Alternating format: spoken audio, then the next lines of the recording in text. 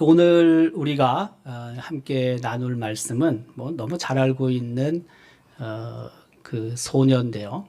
작은 소녀라고 번역을 예전엔 했고, 지금 우리가 갖고 있는 개역 개정은 어린 소녀라고 그렇게 번역을 했습니다. 특별히 이 일이 처음 발생한 곳은 아람이라는 곳인데, 아람은 그 위치가 서쪽 레바논 산맥에서 유프라테스 또 타우로스 산맥에서 다메섹 지방까지를 말합니다.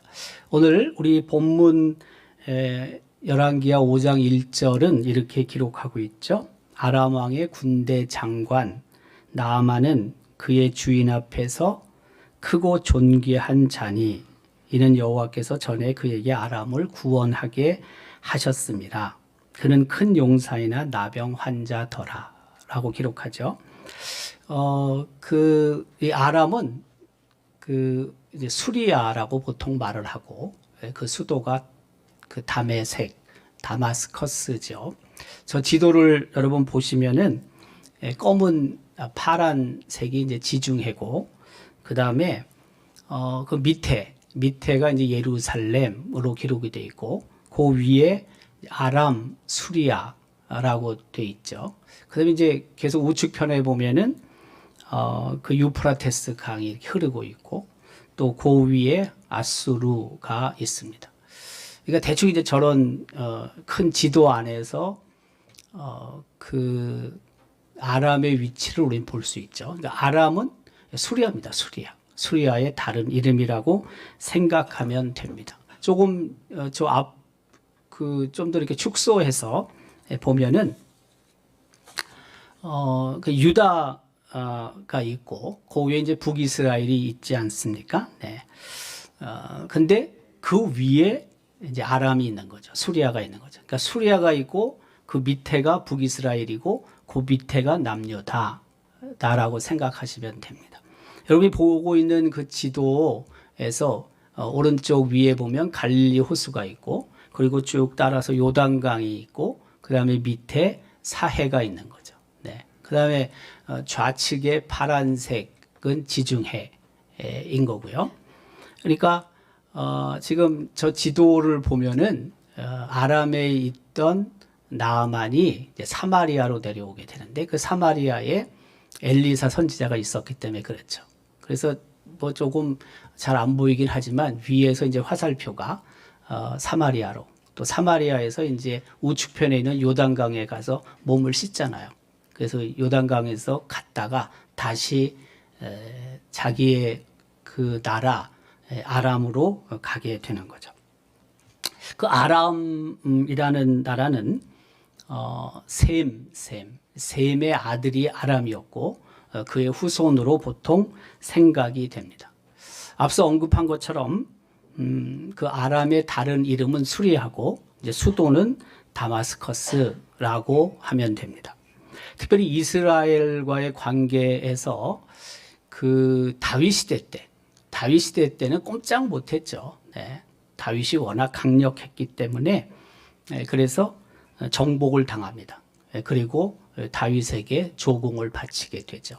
근데 이제 남북이 분열된 후에는 약해지죠, 이스라엘이. 그러다 보니까 르손이라는 사람이 다시 왕국을 재건하게 되죠. 그리고 이제 북이스라엘과 계속 긴장 관계를 유지하게 됩니다. 오늘 이 본문에 등장하고 있는 장군이 나아만이라고 말을 했습니다. 근데 이 나아만은 아람이라는 나라의 실세였죠. 군대 장관이라고 1절은 기록하고 있고요. 이 군대 장관이라는 것은 군대의 총지휘권을 가진 자라는 뜻입니다. 특별히 크고 존귀한 자라는 의미를 갖고 있습니다. 왕의 총애를 받은 사람이었고, 특별히 하나님께서 이 나아만 장군을 통해서 아람을 구원하신 일이 있습니다. 그러니까 그의 그 위세가 얼마나 등등했겠습니까? 한 나라 아람을 이 군대 장관 나만이 구원했으니 그의 파워가 뭐 말할 수 없었겠죠. 아마 그것뿐만이 아니고 전쟁에서 많은 공적을 세웠을 것으로 우리는 생각할 수 있습니다. 그 유대 역사학자인 요세푸스는 이 나만 장군이 이스라엘의 북이스라엘이죠. 북이스라엘의 아합 왕을 살해한 자라고 그렇게 말한 적이 있습니다. 그만큼 용맹했고 또 아람을 위해서는 굉장히 중요한 인물이었다라는 뜻입니다. 그런데 이 나만이 본문의 기록에 의하면 나병에 걸렸습니다. 그 증상이 어느 정도까지 진행됐는지는 잘 모릅니다. 아주 심한지 아니면 이제 초기인지 잘은 모릅니다. 하지만 나병 환자임에는 틀림이 없습니다. 그 이스라엘에서는 나병 환자들을 사회에서 추방시켰죠. 그런데 아람에서는 이 나만 장군이 파워가 있기 때문에 그런지는 잘 모르지만 왕과도 아주 가까운 사이에 있었습니다. 아마 그 한센병이 초기였기 때문에 그럴 수도 있고요. 또 한편으로는 이 사람이 워낙 파워가 있었기 때문에 나병에 걸렸어도 왕이 무시 못하는 존재였을 가능성도 있고요.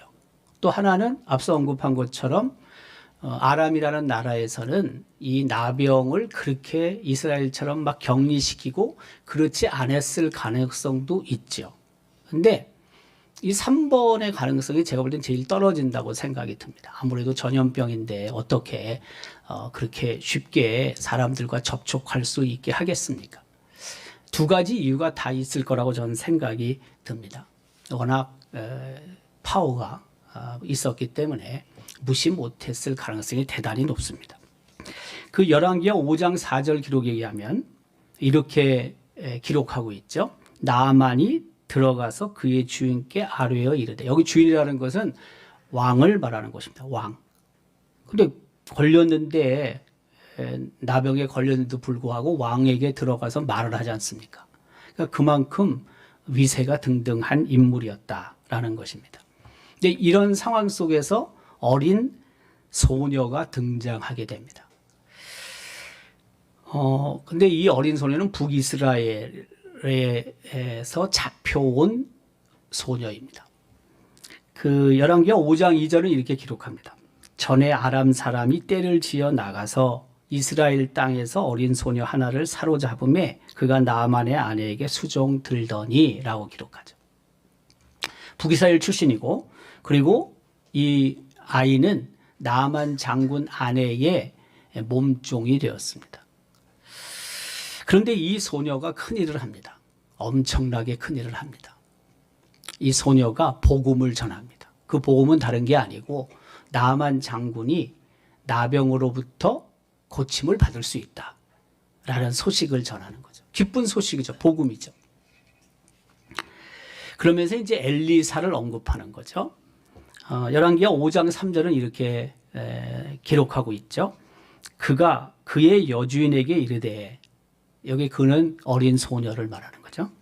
우리 주인이, 여긴 그 나만 장군입니다. 여기서 말하는 주인은 사마리아에 계신 선지자 앞에 계셨으면 좋겠나이다. 사마리아에 있는 선지자는 엘리사를 말합니다. 그가 그 나병을 고치리이다 하는지라. 완전히 포기 상태였죠. 그 나병 걸렸는데 그것을 고칠 수 있다라고 생각을 전혀 할 수가 없죠.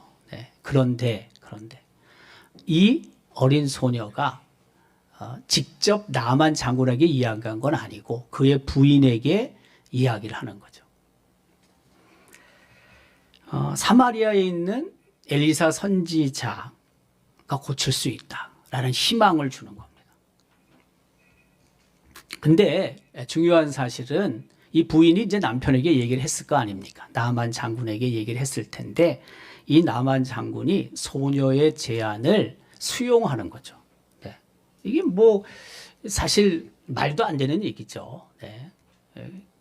또 한편으로는 지푸라기라도 잡고 싶은 마음도 있었을 거예요, 아마. 네. 뭐 양면이 다 있을 것 같아요. 그래도 되게 그 수용한다는 것이 참 어렵죠. 네. 또 뭐 가까이 있는 것도 아니고 아까 지도를 보면 알듯이 그 위에서 많이 내려와야 됩니다. 이제 이 사실을 들은 나만 장군이 자기 나라의 왕을 찾아갑니다. 그 어린 소녀의 말을 신뢰했기 때문에 찾아갔을 것입니다. 그 열왕기하 5장 4절인데요. 우리가 읽었지만 이렇게 기록하죠. 나만이 들어가서 그의 주인께 아뢰어. 이 주인은 아람의 왕을 말합니다. 당시 아람의 왕은 보통 벤하닷 1세로 그 성경학자들은 추측을 합니다. 자, 어쨌든 나아만 장군이 왕에게 가게 됩니다. 그리고 아뢰입니다. 이스라엘 땅에서 온 소녀의 말이 이러이러하더이다. 네, 고칠 수 있다. 한마디로 그 얘기죠. 네. 어린 소녀가 나아만의 부인에게 이야기를 했고 그 부인이 나아만에게 이야기한 것 같은데 어쨌든 나아만 장군이 그 어린 소녀의 이야기를 믿었다는 겁니다. 신뢰했다는 것입니다. 참 이것도 결코 쉬운 일은 아닙니다. 어린 소녀의 말인데요.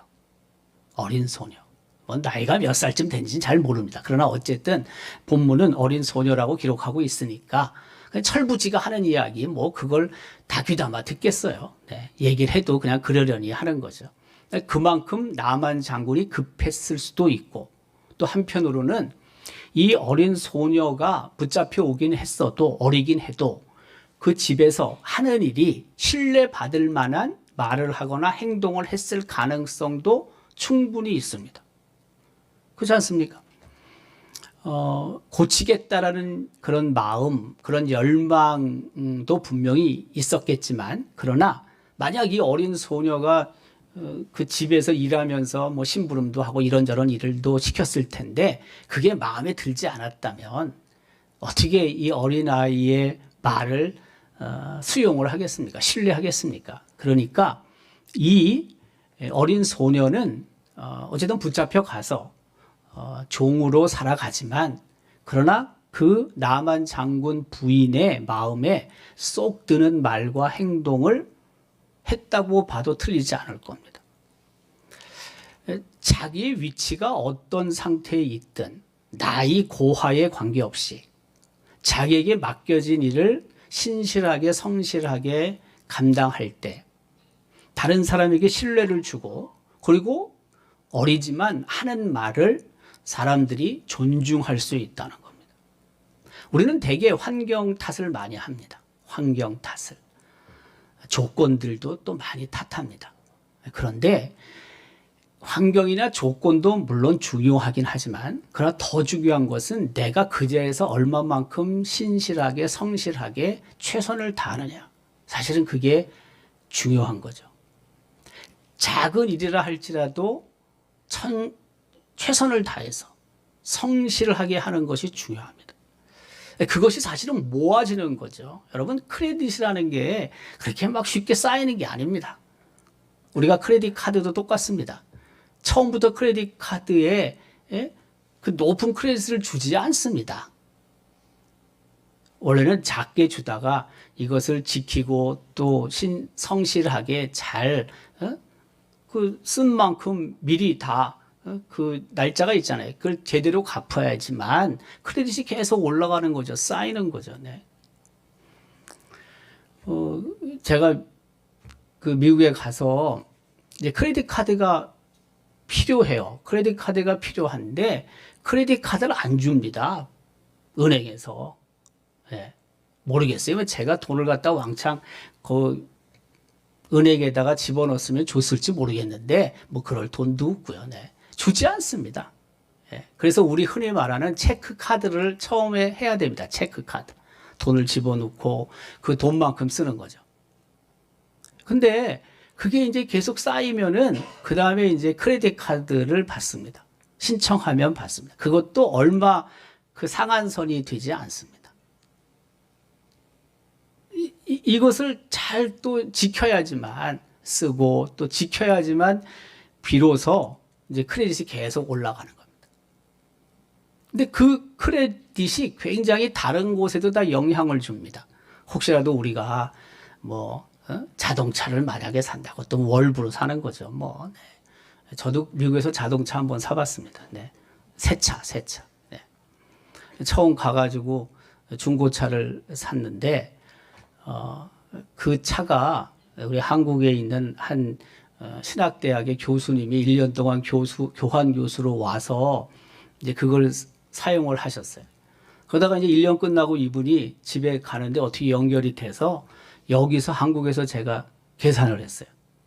글로 갔다가 또 달러 그걸 바꾸려면 뭔가 이게 환율도 있고 그렇잖아요. 그래가지고 한국 돈으로 계산하고 전 갔어요. 저는 한국에서 갈 때 이미 내 차가 있었어요. 네.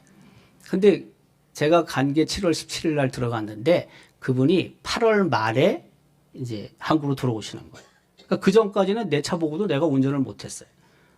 계약을 그렇게 했으니까. 8월 말에 받는 걸로 했으니까. 그때 제 기억에 300만 원인가 그랬어요. 네, 300만 원, 네, 400만 원, 300만 원쯤 했어요. 근데 한 20년 탄 차죠. 네, 그 차가. 네. 그래도 어쨌든 차는 한대 고물차라도 있어야지 뭐 여기저기 다니니까 네, 했죠. 네. 근데 이 차가 이 집 앞에 왔다가 다닐 때는 괜찮아요. 한 뭐 30분, 40분 이렇게 다닐 땐 괜찮은데 얘가 좀 멀리 가면 이게 이제 문제가 생깁니다. 여러분 중고차 가지고 멀리 가면 안 됩니다. 네. 특별히 말씀해요. 고속도로 올라갔다간 금방 망가집니다. 차가.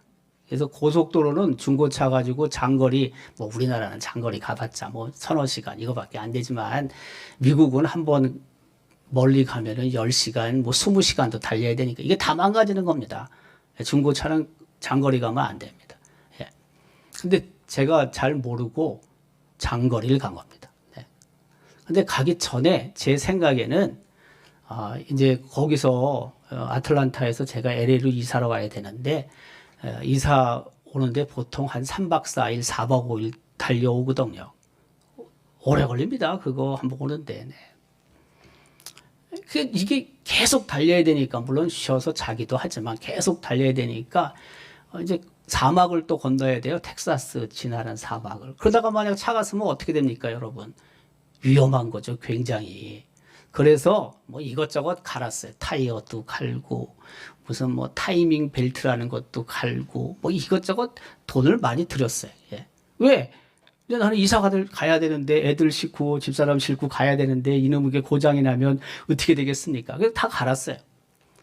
이제 갈고 나서 좀 멀리 그 뭐 손님이 오셔가지고 그분하고 같이 나갔는데 이게 엔진에 빨간불이 막 들어오는 거예요. 엔진에 여러분 계기판에 빨간불이 들어오는 건 되게 위험한 겁니다. 특별히 엔진 쪽에 빨간불이 들어오면 아주 위험한 겁니다. 결국엔 섰습니다. 그 차가. 그래가지고 뭐 그분을 또 올라와야 되니까 저를 렌트해가지고 또 왔어요.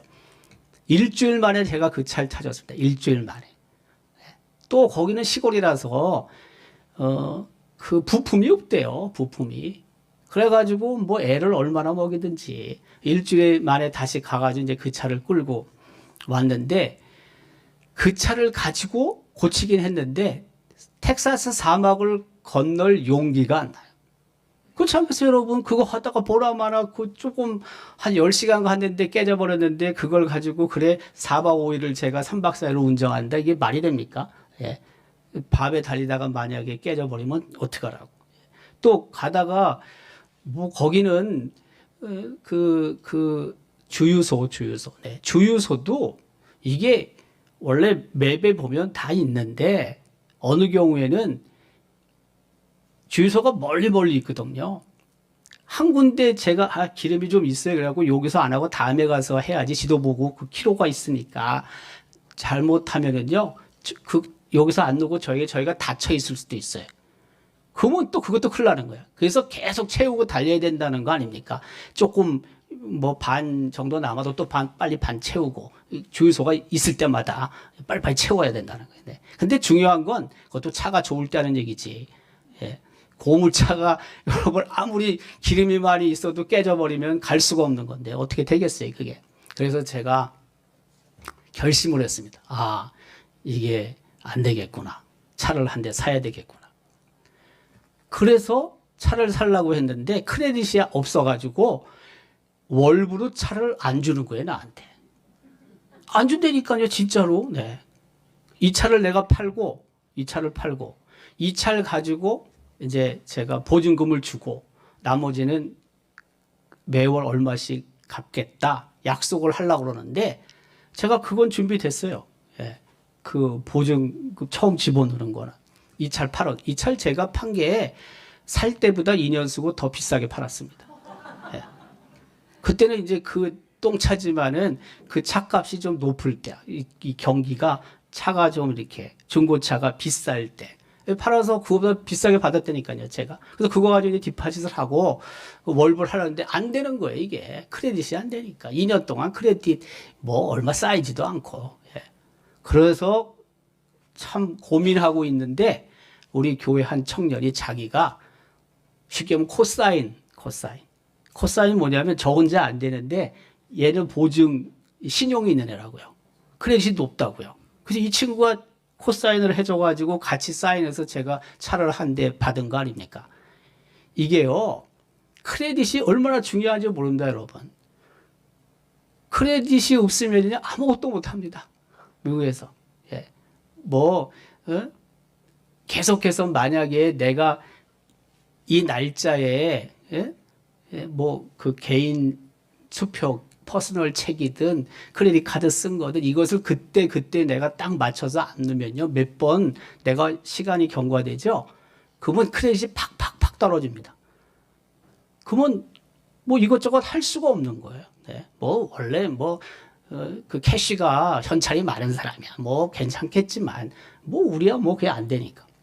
크레딧. 이 어린 소녀가 제가 볼 때는 붙잡혀 와서 상당 부분 크레딧을 쌓고 있었다고 봐야 돼요. 그렇기 때문에 믿는 거죠. 그걸 수용해 주는 거죠. 허튼 소리만 하고 농담 일도 제대로 안 하고 그럼 누가 그걸 믿겠어요? 안 믿지. 네. 자, 어쨌든 그 어린 소녀는 신뢰할 만한 인물이었다. 비록 어리지만.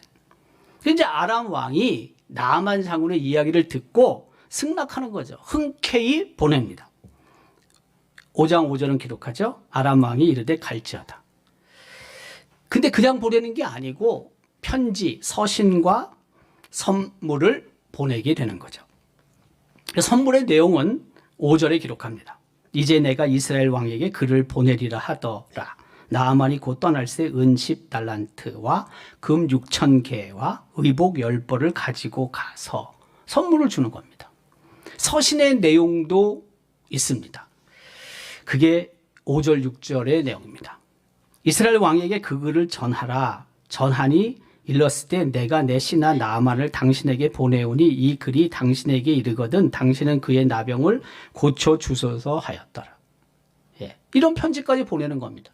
이 편지와 선물을 가지고 나아만 장군은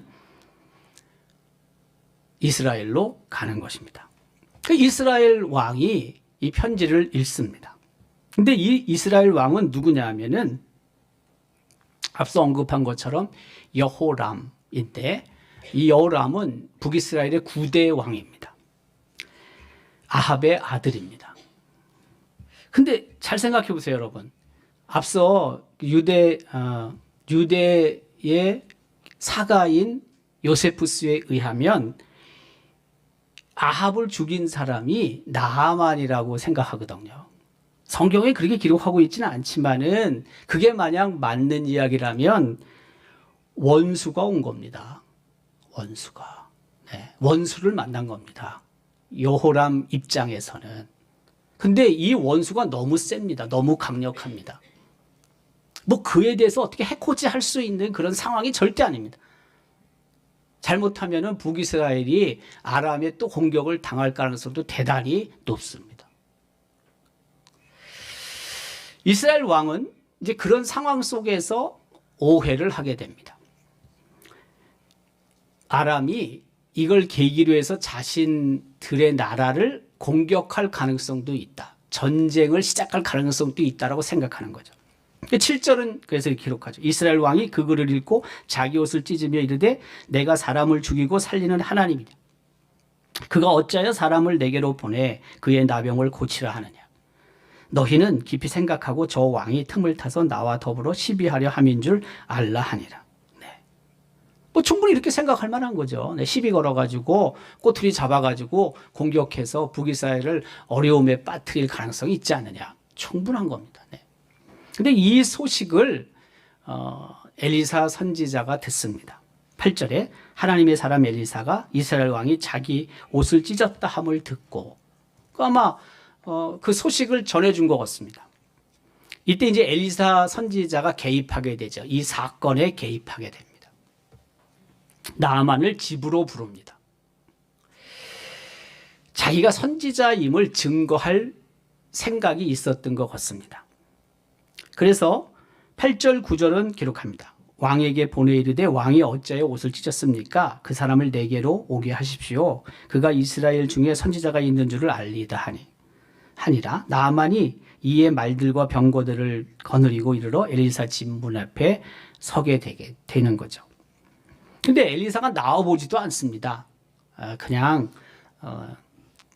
자기의 생각, 자기의 뜻을 전하게 합니다. 사람을 내보내서. 그게 바로 10절입니다. 10절. 엘리사가 사자를 그에게 보내 이르되 너는 가서 요단강에 몸을 7번 씻으라. 네 살이 회복되어 깨끗하리라 하는지라. 사람을 내보지도 않았습니다. 겸손을 요구하고 있습니다. 또한 그 7번 씻으라고 말하는 것은 순종을 또 요구하고 있는 겁니다. 뿐만이 아니라 엘리사의 말을 믿고 행동을 해야 됩니다. 믿음을 요구하고 있는 겁니다. 겸손과 순종과 믿음을 엘리사 선지자는 나아만 장군에게 요구를 합니다. 나아만 장군이 화를 낼 수밖에 없습니다. 분노하고 자리를 박차고 떠나려고 하는 거죠.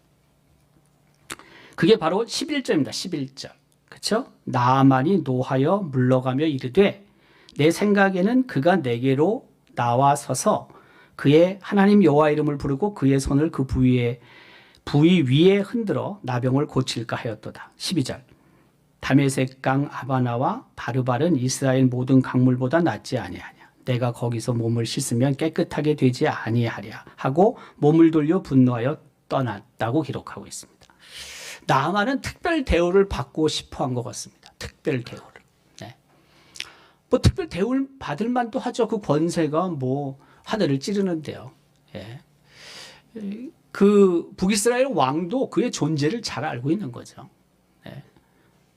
그러나 엘리사 선지자는 그에게 그 인간적으로 봤을 때 특별 대우는 해주지 않습니다. 근데 더 사실은 엄청난 특별 대우를 합니다. 그게 뭐냐면 나병을 고칠 수 있는 법을 알려준 거죠. 그렇잖아요. 그거 나오지 않은 것은 특별 대우는 아닙니다. 나만 장군 입장에서 봤을 때는 자기가 무시당한다고 생각했을지 모릅니다. 근데 엘리사 선지자는 그가 나병으로부터 자유함을 얻을 수 있는 법을 알려줬습니다. 이게 실제는 더 특별 대우죠. 그가 왔는데 만약 병을 고치지 못하고 그냥 돌아간다면은 그것만큼 무시당하는 거 없습니다. 그렇지 않습니까, 여러분? 그러니까 우리가 어떤 외형적인 부분에 있어서의 그런 특별 대우를 못 받는다고 화낼 거 없습니다. 저는 그렇게 생각합니다. 내적으로 오히려 우리가 특별 대우를 받으면은 그게 더 좋은 겁니다. 실리적으로 봤을 때도.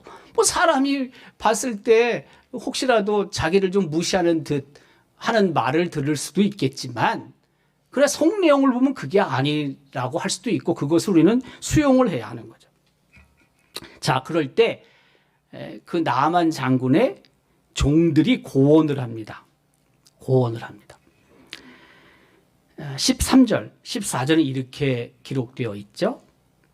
그의 종들이 나와서 말하여 이르되 내 아버지여 선지자가 당신에게 큰 일을 행하라 말하였다면 행하지 아니하였으리까. 하물며 당신에게 이르기를 씻어 깨끗하게 하라 함이니까 하니 나아만이 이에 내려가서 하나님의 사람의 말대로 요단강에 7번 몸을 잠그니 그의 살이 어린아이의 살같이 회복되어 깨끗하게 되었더라. 맨 앞에 13절에요. 그의 종들이 나와서 말하여 이르되. 주변에 이런 사람들이 정말 필요합니다, 여러분.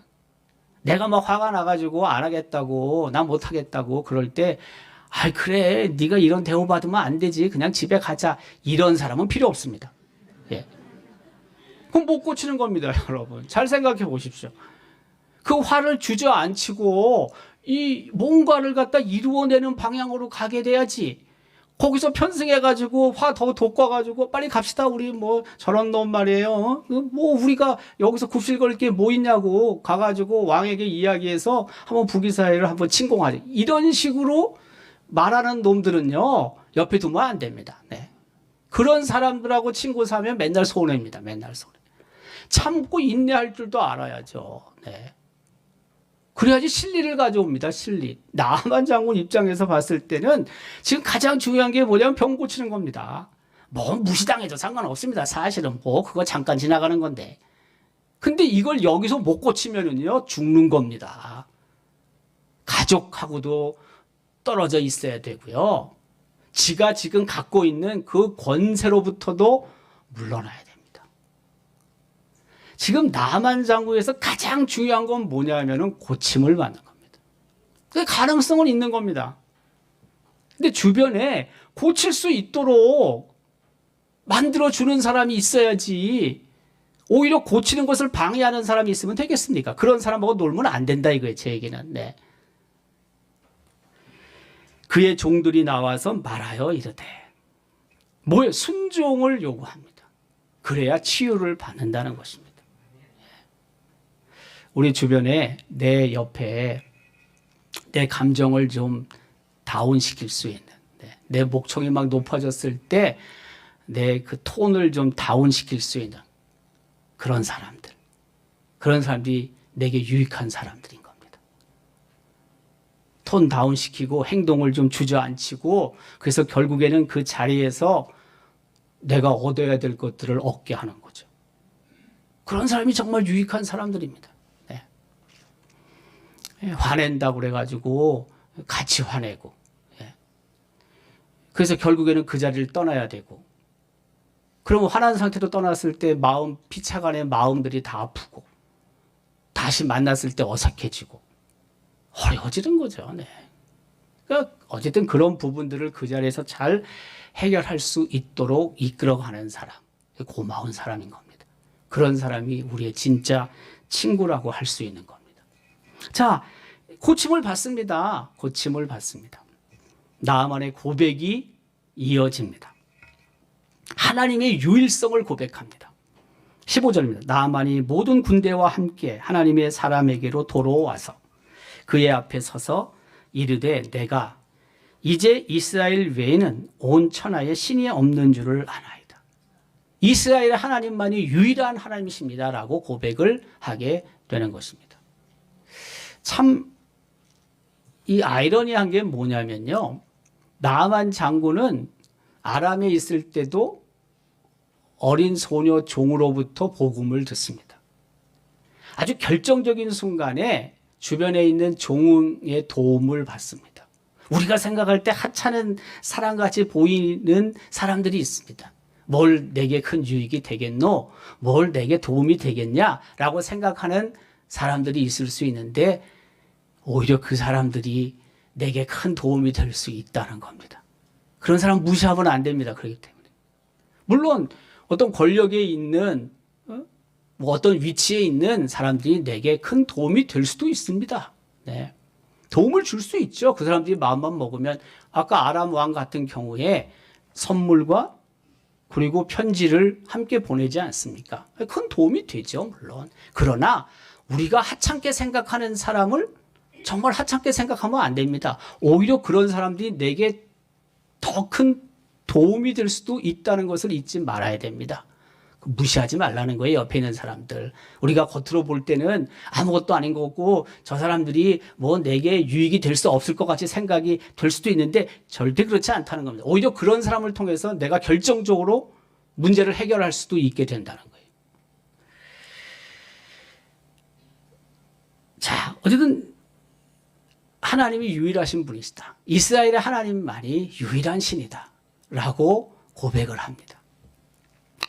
이 일이 아까 이야기한 대로 어린 소녀와 주변에 있는 종을 통해서 시작됐다는 거예요. 네. 그러니까 나를 통해서 내가 뭐 좀 하찮고 내가 뭐 작게 보이고 그렇다 할지라도 누군가가 나를 통해 하나님을 만나고 하나님이 유일하신 분이라고 고백할 수 있는 도구도 내가 될 수 있다는 거예요. 내가 별게 아닌 것 같이 보여도 그렇지 않다는 거예요.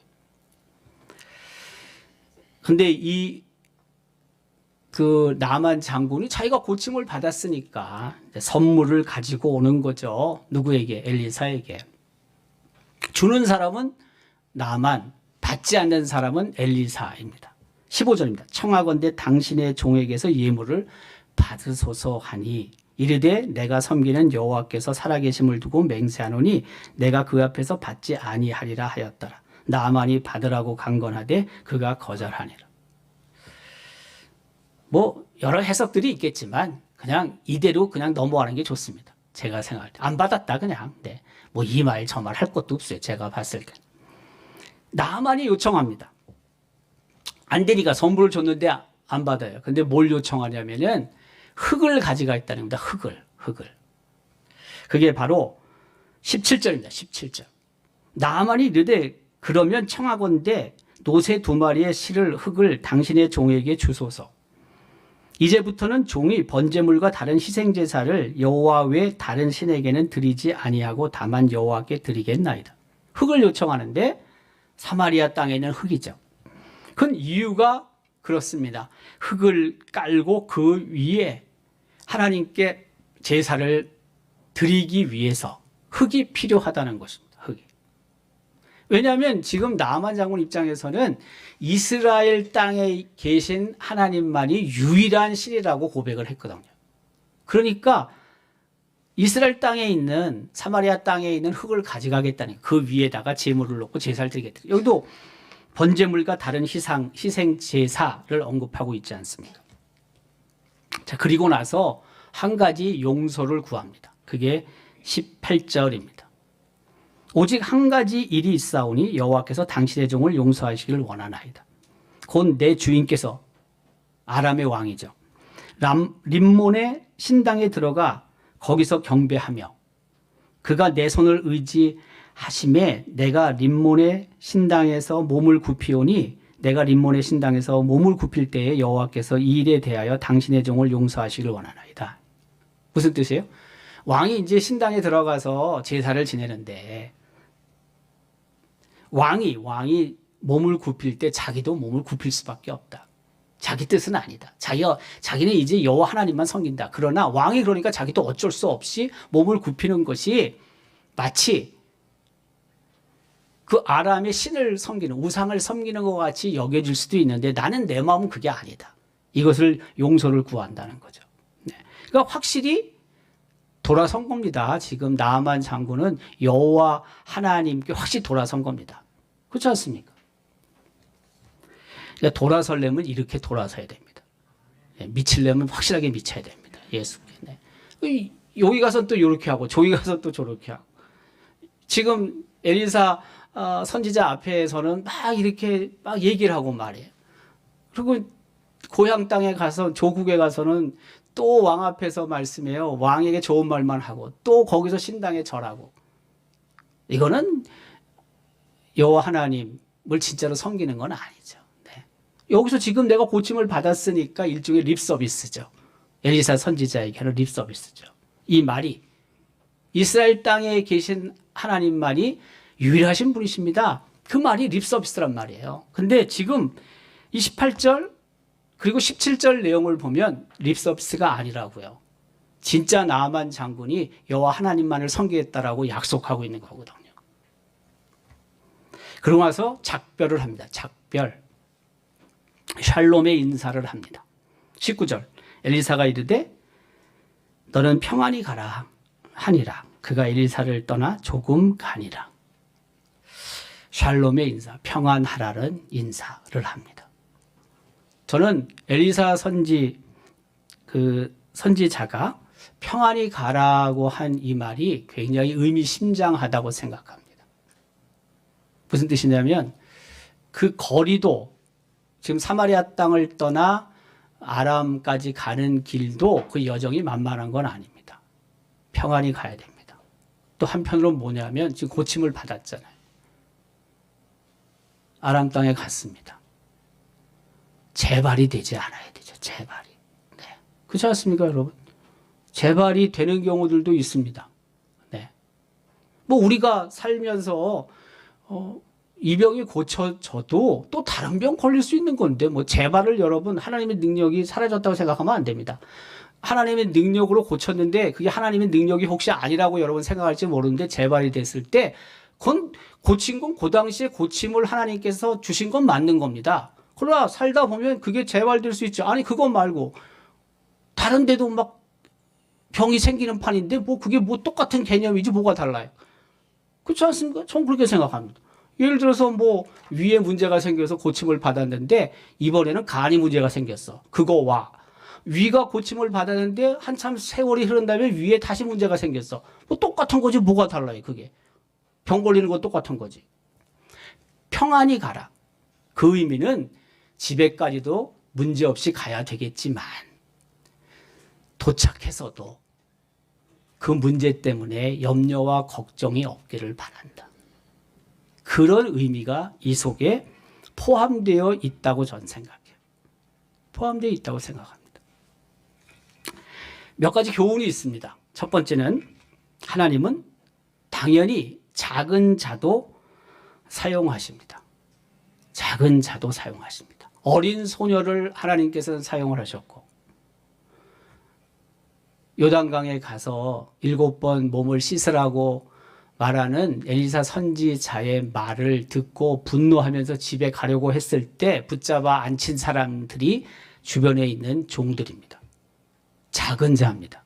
근데 그 작은 자를 통하여 하나님께서 고쳐주신 겁니다. 나만 장군이 고칠 수 없는 나병으로부터 고침을 받은 것입니다. 작은 자도 하나님은 분명히 사용하십니다. 세상은 작은 자를 우습게 합니다. 작은 자를 통해서 무슨 일을 하려고 안 합니다.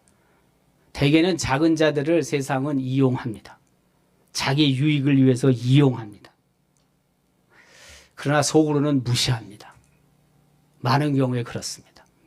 그러나 하나님께서는 하나님의 일을 위해 작은 자를 사용하십니다.